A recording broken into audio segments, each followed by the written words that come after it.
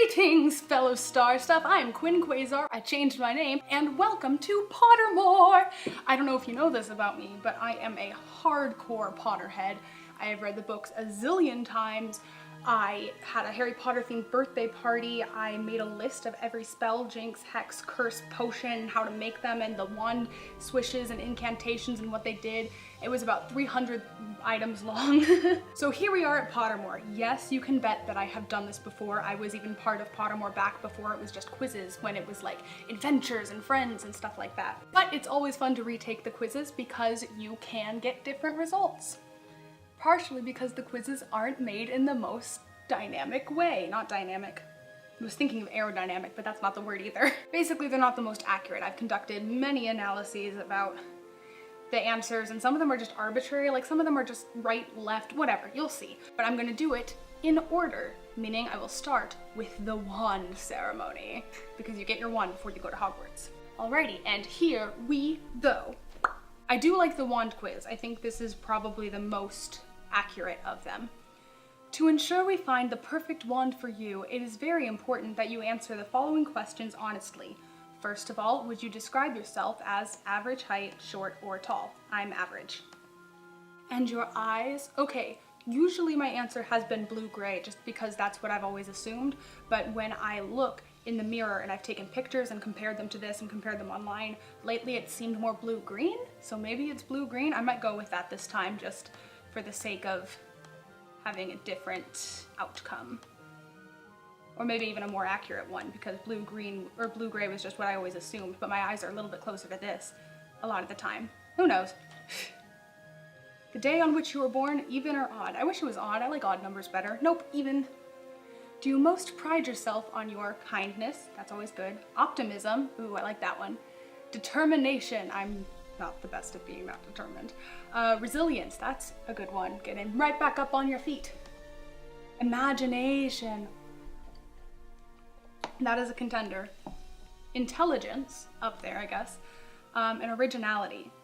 I don't know. Originality is always interesting, but I don't think that anyone is totally original, but then again, everyone's totally original, so who knows? Kindness is definitely important, and that's something that you can actively do. Optimism is something that I've always been. I do pride myself on being an optimist, even at the worst of my depression. I've always fought for optimism. It's a practice. Everything is a practice. Practice reckless optimism. It's either imagination or optimism. I'm gonna go with optimism, because that's more something that I feel like I have control over? I don't know. I could have just as easily gone with imagination, in all honesty.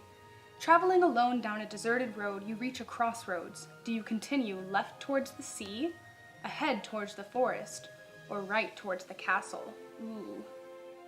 Forest probably has the most danger in it, which is always interesting. The ocean is always amazing. I love the ocean.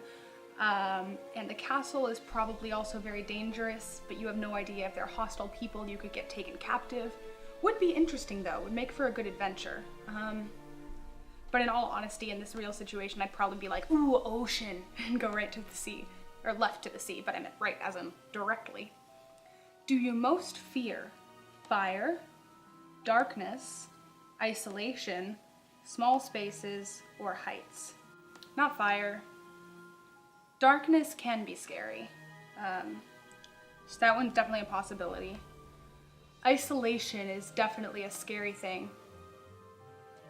Like, I don't like to be alone. It leads to boredom, and I'm not good at that. Small spaces are terrifying. I don't know what it is from childhood or whatever, but small spaces send me into a panic. If it's like relatively small, then it just slowly makes me go crazy because I need room. But if it's like really small, then it's like, can't breathe, can't move, hate everything. So it's possibly small spaces. Heights, not so much. I used to be very afraid of heights, but I conquer the fear. I always go up to high places and I'm terrified, but then I do it anyway and it's fun. Isolation's scary, but not, it's more something that I'd be worried about, or just, it's more depressing than scary to me. So I'm gonna go with small spaces because that's what sends me into a frenzy. In a chest of magical artifacts, which would you choose? The ornate mirror, dusty bottle, golden key, silver dagger, bound scroll, glittering jewel, or black glove. I read through those too fast to actually pay attention. A mirror. I guess it could have magical properties, but you don't really know that. I'm guessing that you don't have a lot of time to like analyze and you just have to kind of grab and run. Dusty bottle. Is there anything in the bottle? Is there like a potion or is it just a bottle? Either way, I guess there's no way to know what the potion is. It could be super commonplace, but it could be important. Golden key sounds intriguing, but the thing is about finding a key, how the heck do you find the lock that it goes to? It could go to any lock in existence. You'd have to try everything. The odds are astronomical that you'd find the right one. Get daggers just about anywhere, and I think that's the most likely of them to be possessed. Bound scroll. That, why can't you just unbound it? Why can't you just open it up and see what's on it? I'm just so curious. Ugh. Glittering jewel, and that's just about riches. And a black glove. What would you do with a black glove? See, the thing is these all probably have like magical properties, but you have no idea what they would be. I'm gonna go with the scroll, because information is always important. And you don't know what's in it. Woo! Dogwood with a phoenix feather core, 10 3/4 inches, and solid flexibility. Let's see more about my wand.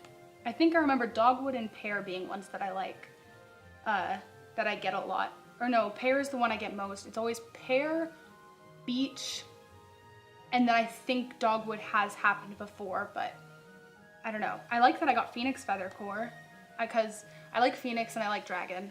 Dogwood is one of my own personal favorites. This is Ollivander speaking. Hey Ollie. Dogwood is one of my own personal favorites, as I have found that matching a dogwood wand with its ideal owner is always entertaining. Gotta get that voice. Dogwood wands are quirky and mischievous. Mischievous, not mischievous. Gosh dang it. I moved my head the wrong way for my hand. They have playful natures and insist upon partners who can provide them with scope for excitement and fun. Ooh, I like that. Playful and fun and mischievous and quirky.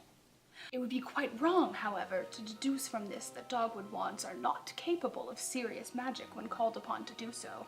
They have been known to perform outstanding spells under difficult conditions, and when paired with a suitably clever and ingenious witch or wizard, oh god, stop it, you, can produce dazzling enchantments.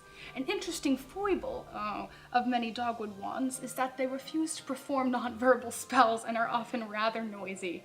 Okay, rather noisy, that fits me. Dang, I couldn't do non-verbal spells though. Those can be more powerful. Whoops. But yeah, dazzling enchantments, that's cool. Okay, yeah, this fits me. I like it. I like it a lot. Okay. Let me quickly check pear and beech, because I know I get those a lot as well. Whee! The true match for a beech wand will be, if young, wise beyond his or her, if full grown, rich in understanding and experience. Beech wands perform very weakly for the narrow-minded and intolerant. All right, I like this one too. A wise, open-minded, intolerant, and tolerant, not intolerant. Be bad for intolerant. Bad. So I feel like that one fits me. I feel like dogwood also does, with the playful nature, mischievous, kind of quirky, silly. I feel like Fred Weasley probably had dogwood. It frustrates me that there are so many characters we don't know the wand types of. Do you know how hard it is to analyze things when you don't have a sufficient data pool? JK Rowling, get on it. Anywho. No, where's pear? It's alphabetical. There we go. Golden toned wood produces wands of splendid magical powers which give their best in the hands of the warm-hearted, generous, and the wise. Okay, cool. Popular and well-respected. Never mind. Now let's take a look at, oh, I could just go back. At the phoenix. Like a phoenix. This is the rarest core type. Phoenix feathers are capable of the greatest range of magic, though they may take longer than unicorn or dragon cores to reveal this. Yeah, dragon is like the fastest learners, which is why I like to think that I would have a dragon core sometimes, but I also enjoy phoenix. They show the most initiative, sometimes acting of their own accord, a quality that many witches and wizards dislike. Oh boy, pairing dogwood with phoenix? I can imagine that would be kind of difficult. The wand would just be like, I'm gonna do shit and I'm not gonna pay attention to what you want whatsoever. Phoenix feather wands are always the pickiest when it comes to potential owners, for the creature from which they are taken is one of the most independent and attached in the world. These wands are the hardest to tame and personalize, and their allegiance is usually hard-won. Fair enough. And then I know flexibility doesn't really mean much of anything unless it's under 9 or above 14. Solid flexibility. Basically, it's just the degree of ability to adapt or change. I don't like that it's solid. I'm very willing to adapt and change. I like whippy flexibility, because then it just goes whoosh, whoosh, whoosh, whoosh. That fun noise. I used to design my own wands when I was younger, and like actually try to make them with wood from outside and just kind of pretend that they were different kinds of wood. Okie dokie. So that is the wand. I like it, and it looks cool too. I know there's only like, I think 3 different designs of wand you can get on Pottermore, which is upsetting. But then they all have different colors as well. So there's like a combination, but they all look like one or the other. This one I have not gotten much though, so it looks very cool and I like it. Which one should I leave for last? Because I want to do 2 now and 2 in the next one. Maybe I'll do my Hogwarts house. I know I'm in America, so I technically would go to Ilvermorny, but I'll save that one with Patronus for next time. Sitting with the Sorting Hat. Ooh, does this have the poem with it? No, it doesn't. That's upsetting. A lot of people misinterpret what my house is. A lot of people guess that I'm something different from what I am, but we shall see. Making a lot of voices today. Moon or stars? Ooh, I like the stars. So many of them and they're all sparkly. Look, a shooting star. Nice. After you have died, what would you most like people to do when they hear your name? Who's that? Miss you but smile. Aw. Ask for more stories about your adventures. That's cool. Think with admiration of your achievements. Or, I don't care what they think of me after I'm dead. It's what they think of me while I'm alive that counts. Yeah, no, not that one. The achievements one sounds really annoying. Like, oh, they were so great and look at all they did. But it's more, I don't know. I could see it being kind of like, you know, like what they did and have it be inspiring and stuff like that, you know? But probably more adventures or missing you. I'd like people to miss me but smile, but also I want them to ask. I like stories. Stories leave a legacy, you know? I'm gonna go with stories about your adventures. Which road tempts you the most? All of the above. The wide, sunny, grassy lane. Ooh. The narrow, dark, lantern-lit alley. The twisting, leaf-strewn path through the woods. So far that one. Or the cobbled street lined with ancient buildings. Ooh, there could be a lot along that street. I'm going with that one. You could sneak into all the buildings that aren't open and go into the ones that are. You could learn so much. If you were attending Hogwarts, which pet would you choose to take with you? That's a lot of pets. Tabby cat, Siamese, ginger cat, black cat, white cat, tawny owl, screech owl, brown owl, snowy owl, barn owl too. Common toad, natterjack, dragon toad, 2. Harlequin, 3-toed, tree-toad, 3-toed, tree-toad, 3-toed, tree-toad, 3-toed, tree-toad. Tabby cat, okay, it's just repeating now. 3-toed, tree-toad. Wait, that's SpongeBob SquarePants. I'd want an owl. I'm allergic to cats, unfortunately. I do have one, but I'm allergic. But I'd probably bring an owl, because they can bring you the mail, and they're cool and unique. I think I might go with barn owl. Let me look up a picture because I think I remember them being like cooler than one might think. Yeah, look how cute and majestic they are. Look at that. Look at that. They're like gold. Oh, that's so cool looking. I love barn owls. And their faces are so cute. They're little round little babies. Aww. I'm gonna sneeze. That sure was a sneeze.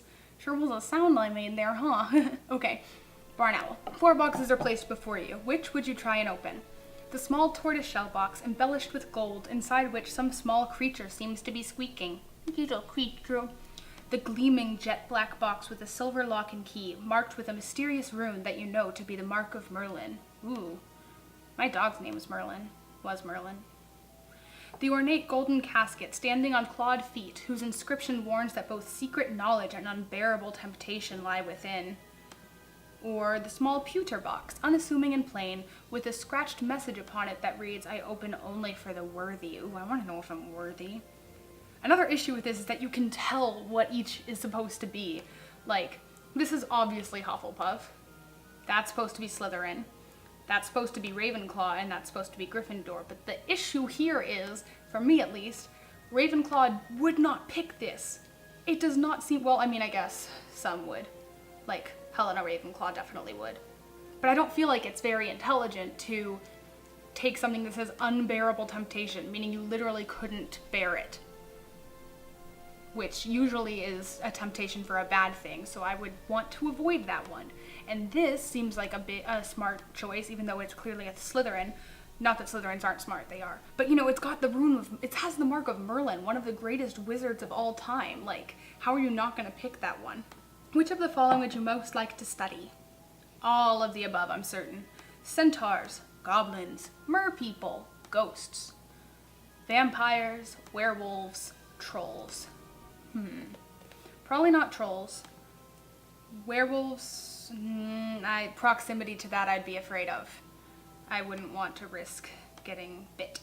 Vampires, same deal kind of, I guess, but I don't know, I'm not really interested in them very much. Ghosts would be interesting because you could actually like interview them and you could learn about what death is like, although I'm sure that they're very tired of hearing that. I'd be interested into knowing like what goes into soul and like all that stuff that is widely debated. Merpeople, they're cool, but they don't seem very cooperative. Goblins, interesting, but very stubborn, and I'd feel very awkward. I'd be very afraid of offending. Centaurs, I would also be afraid of offending, but I'm very interested. Probably centaurs or ghosts. I'm gonna go with centaurs, because that gives me another excuse to be in the Forbidden Forest. Which would you rather be?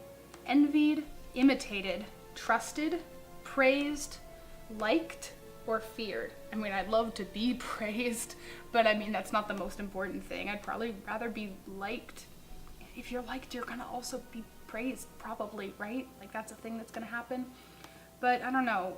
Trusted's good, but then it gives you this bar of having to be trustworthy all the time or reliable, and I'm a little bit flaky on the reliability part. Imitated and envied, not so much at all. I don't know, being imitated would just be like, you're copying me. No, that's my thing. I'm gonna go with liked. Black or white? White. Yes! Okay, good. I was worried that it was gonna do what a lot of people do and put me in Hufflepuff.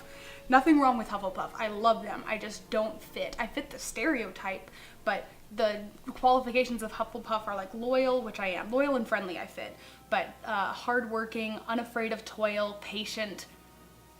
No, I'm not great at those. But Ravenclaw, yes! And I will explain the misconceptions about Ravenclaws. We are not just book smarts, nerds, or whatever. I mean, we are nerds for the most part. But Ravenclaw also values creativity and imagination. People always forget those two. There's wit, creativity, imagination, open-mindedness, and acceptance. Ravenclaw is known canonically for being the most open-minded of all the houses, because we don't want to like instantly jump to any sort of conclusion about something. We want to learn about it. We want to be open to new ideas and possibilities. And the opposite of knowledge is ignorance, which is lack of knowledge. So we want to fight ignorance with knowledge. That's knowledge is power, you know, all that stuff. To quote Logan Sanders, knowledge is an incomparably valuable multi-purpose tool that is instrumental in identifying and solving any problem. If you're worried about getting hurt, seek knowledge. It is our greatest weapon and our greatest defense. Anyway, more about my house. Ravenclaw. You probably know that some of Ravenclaw's most renowned members include Gilderoy Lockhart. I don't understand why he was put into Ravenclaw. Like, not to like put all the bad guys in Slytherin or anything, but he seemed very much like, you know, using any means to achieve your ends, right? That seemed to be his whole thing, was, you know, wiping people's memory and taking credit for their stuff because he was trying to achieve his goal, which happened to be fame. And Luna Lovegood. Yes, she's a Ravenclaw. People always forget. Weirdness, quirky, all that jazz, that fits into Ravenclaw. That's something that is valued, is originality. Well, originality in the sense of being true to yourself, and it's okay if you're a little weird. Or that Ravenclaw's common room boasts the most stunning views of the castle grounds. That's true. We're in the highest tower. We have like views from the top, and it's just gorgeous. And also our ceiling has stars on it that move around. It's so cool. It's like a round room, and I just imagine like people just experimenting all over the place. It's probably a mess a lot of the time because people are like trying out new spells and stuff like that. Flitwick's Ravenclaw. I like that. I like Flitwick. Yeah, Quirrell I understand. He was, the whole reason that he got taken over by Voldemort was because, don't say his name. The reason he got taken over was because he was so adventurous and like curious, and he was studying abroad and everywhere. Stop buzzing, phone. But he was studying all over the place and interested and wanted to, he found himself in Albania researching stuff, and then Voldemort took over. But yeah, and then also Ollivander the Wandmaker. So yeah, Ravenclaw is pretty cool. Intelligent, wise, sharp, witty individual. Why you should fall in love with a Ravenclaw? Oh, you're so nice. Oh my goodness. Good galoshes. Okay, the welcome messages, if I recall correctly, are especially Ravenclaw and I think Gryffindor are really elitist. But let's see. Congratulations, I'm Prefect Hilliard, and I'm delighted to welcome you to Ravenclaw House. Our emblem is the eagle, which soars where others cannot climb. Our house colors are blue and bronze. Yes, thank you. The movies made them blue and silver? No. Slytherin already has silver with their green. It's blue and bronze. They look so good together. Why would you change? I don't understand. We're behind a door with an enchanted knocker. Yes, I like the knocker because unlike all the other houses, Ravenclaw doesn't have a password for their tower. Instead, it has a riddle. So every time that you enter the common room, you have to answer a riddle. And apparently it's canon that a bunch of Ravenclaws will like gather outside of it just to try to solve the riddle together if someone can't figure it out, or just to try to solve as many riddles as possible just for fun. I would do that for sure. The arched windows set into the walls of our circular common room look down on the school grounds, the lake, forbidden forest, Quidditch pitch, and herbology gardens. No other house in the school has such stunning views. Without wishing to boast, this is the house where the cleverest witches and wizards live. The door to our common room lies atop of a tall, winding staircase. Fun fact, there are 142 staircases in Hogwarts, and Rowena Ravenclaw is the person who designed the movements of the staircases and the fact that some are quicksand and some of them are like make noise. I don't understand why she did that, but it's still cool. This simple barrier has kept out everyone but Ravenclaws for nearly 1,000 years. Incorrect. Professor McGonagall was able to get in. Also, I'm sure that other people in other houses are able to solve a riddle. That doesn't seem exclusive to Ravenclaw. I refuse to believe that that's accurate. We're the most individual, some might even call them eccentrics, but geniuses are often out of step with ordinary folk. Oh my god, chill, dude. And unlike some other houses we could mention, we think you've got the right to wear what you like, believe what you want, and say what you feel. Yeah, some of the other houses are a little bit less accepting like that. We aren't put off by people who march to a different tune. On the contrary, we value them. Blah blah blah, you'll like Flitwick. People often underestimate him, and he's got a squeaky voice, but he's the best and most knowledgeable charms master alive in the world today. Yeah, if you're in real estate, he'll get out these delicious little cupcakes he keeps in a tin in his desk drawer and makes them do a little dance for you. Aww. It's worth pretending you're in a real estate just to see them jive. That's so cute. I'm gonna skip through. You can pause and read this if you so desire, but I'm afraid I'm being boring as heck. Yeah, and then it gets into like comparing to the other houses. Ugh. Slytherins, they're not all bad, but you do well to be your guard until you know them well. They've got a long house tradition of doing whatever it takes to win, so watch out, especially in Quidditch matches and exams. There should be a quiz that tells you what Quidditch position you'd be in.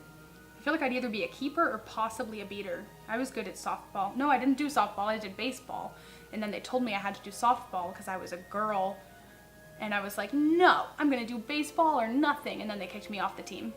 I was on that team for so long, and I was one of the best players, and they kicked me, whatever. So I could hit the ball. They're big. Gryffindors are okay. Wow. If I had a criticism, I'd say Gryffindors tend to be show-offs. They're also much less tolerant than we are of people who are different. That's true. They've been known to make jokes about Ravenclaws who developed an interest in levitation, or the possible magical uses of troll bogies, or ovomancy, which, as you probably know, is a method of divination using eggs. Yeah, that's the thing, is try whatever you want. Don't make fun of people for trying new things. That's how discoveries are made. Gryffindors haven't got our intellectual curiosity. Oh, come on. Okay, I hear you talking about Hermione and how she's all smart in a Gryffindor, but the difference is, yes, she's intelligent, yes, she's book smart, but Ravenclaw values open-mindedness, and if you look through the books, you will see how closed-minded Hermione is the entire time, especially once you get to the 5th book and you see how she interacts with Luna. You can see the dichotomies of why she's not in Ravenclaw. She just likes to think, this is what's in the book, so this is what's true, and I will not question it. Like, you know, that's just kind of, I mean, she gets better as the series progresses, but I don't know, she's still not very great at that. Anyway, yeah, in fact, you'll probably find some people to help you with your experiments. I like that. Hufflepuffs, well, no one can say they're not nice people. Oh my god, you're a jerk. They're some of the nicest people in the school. Let's just say you don't need to worry about them when it comes to competition at exam time. What is this dude's problem? You're like, oh, we're so accepting. Also, the other houses suck. I don't like this guy. Then, to be fair, the person who writes the one for Gryffindor is Percy Weasley, so that's also not very indicative of the house itself.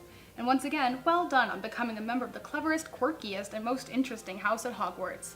Thank you, I think, aside from your obvious arrogance. I mean, having pride in your house is one thing, but, you know.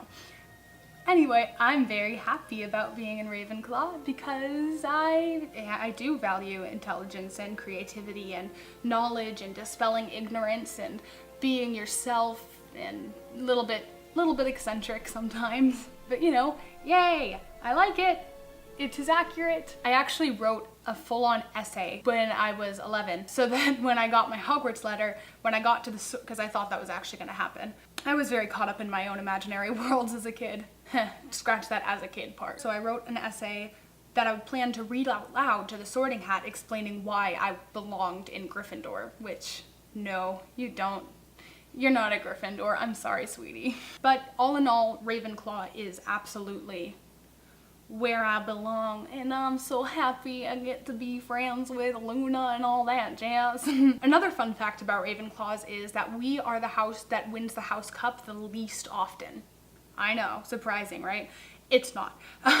It's because we tend to disregard rules. I mean, Gryffindors and Slytherin also disregard rules, but we disregard them less because of a rebellion and more just because we're like, that rule makes no sense. Why should we pay attention to a rule that doesn't seem to have any logical reasoning to it? We historically apparently sneak out to the Forbidden Forest a lot, get a lot of house points off for that, and once we snuck into the astronomy tower, broke into the astronomy tower so that we could watch a meteor shower in the middle of the night, which broke many rules, and I think we even had like negative house points that year possibly. So yeah, we're a lot more fun and adventurous than people might think. There's a lot of Ravenclaw misconceptions, but I'm happy to be in it. Look how cool that emblem is. Look how cool we are. All right, so that's it for this one. Next time we will be finding my Patronus and my Ilvermorny house, which if you don't know what that is, I will also be explaining it because that is what I do. Let me know what your houses and wands are if you have them in the comments, if anyone's watching this. Okie dokie.